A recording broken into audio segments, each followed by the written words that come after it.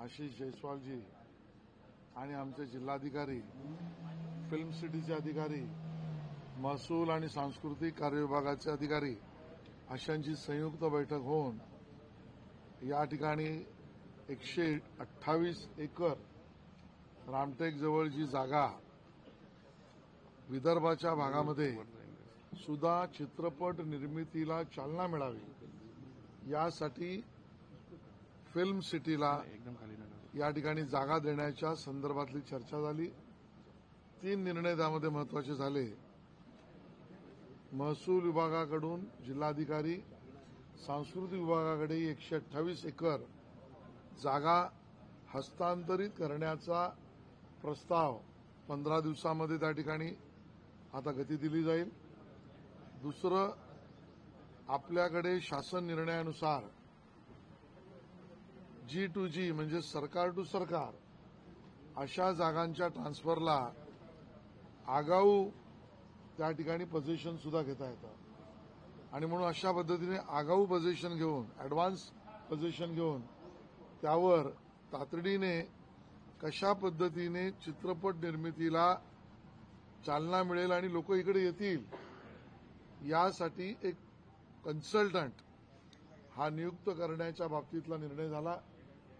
कन्सल्टंटचा report आल्यानंतर सर्व विदर्भातील स्टेक होल्डर्सना एकत्र करून त्या ठिकाणी त्याच्यावर अंतिम निर्णय होईल आणि या ठिकाणी ही चित्रनगरी विदर्भासाठी उभं राहण्याच्या प्रस्तावाला आज गती मिळाली आणि त्याबद्दलचे निर्णय झाले. मुंबईतील न्यू इंडिया कोऑपरेटिव्ह बँकेवर आरबीआयनं निर्बंध घातलेले आहेत. बऱ्याच ठेवीदारांचे पैसे त्या ठिकाणी अडकलेले आहेत.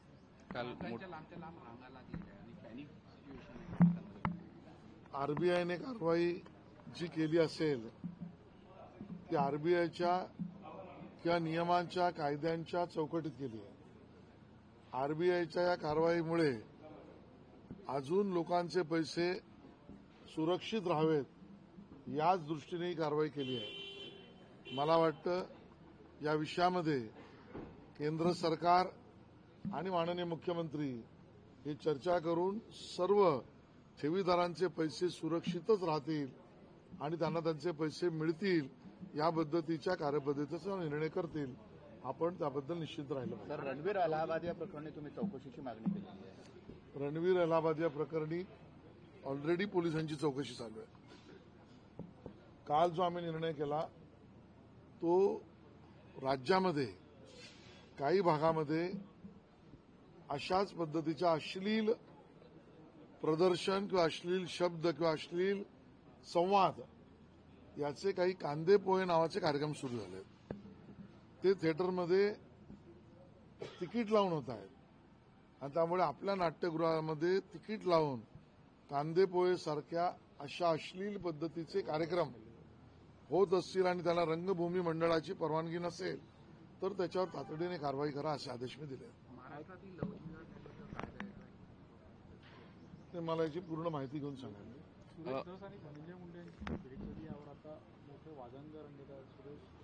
चौकशीवर त्याचा परिणाम होईल. मला याची संपूर्ण माहिती नाही. मी वर्तमानपत्रामधून बातमी ऐकतोय ती भेट झाली का नाही झाली, गुप्त झाली का खुली झाली, खुल्यापणे गुप्त पद्धतीने झाली का गुप्त पद्धतीने खुल्यात झाली, मला याची पूर्ण माहिती नाही. मुंबई महानगरपालिकेच्या निवडणुका ह्या महायुती म्हणून लढल्या जाईल की कशा पद्धतीनं त्याचं पुढचं त्याचा अंतिम निर्णय माननीय देवेंद्रजी, एकनाथ शिंदेजी आणि त्याबरोबर अजितदादा पवार आणि रामदास आठवलेजी करतील. पण सर्वसाधारणतः महायुतीच निवडणुकीला एकत्र जाईल असं चित्र आहे. काल एकनाथ शिंदे नाशिकला होते. मला हलक्यात घेऊन असे काही सूचक वक्तव्य केलं आहे. गेल्या काही दिवसांपासून इन्कमिंग पण त्यांच्या पक्षात प्रचंड प्रमाणात सुरू आहे. नाशिकमध्ये झालाय. मुंबईत पण एक वेगळ्या काही कॉम्बिनेशनच्या चर्चा गेल्या काही दिवसांपासून सुरू आहे शरद पवारांच्या भेटीत. मला वाटतं या चर्चांना काही अर्थ नाहीये. महायुती म्हणून आम्ही मजबूत आहोत. आम्ही एकत्र सरकारमध्ये निवडून आलो. एकत्र महायुती म्हणून महानगरपालिका निवडणुका लढवण्याचाच मानस आमचा आहे आणि त्यामुळे एकनाथ शिंदेजी जे म्हणाले ते विरोधकांना म्हणाले असते आणि म्हणून मातोश्रीने त्यांना हलक्यात आतापर्यंत घेतलं आणि मग ही परिस्थिती झाली.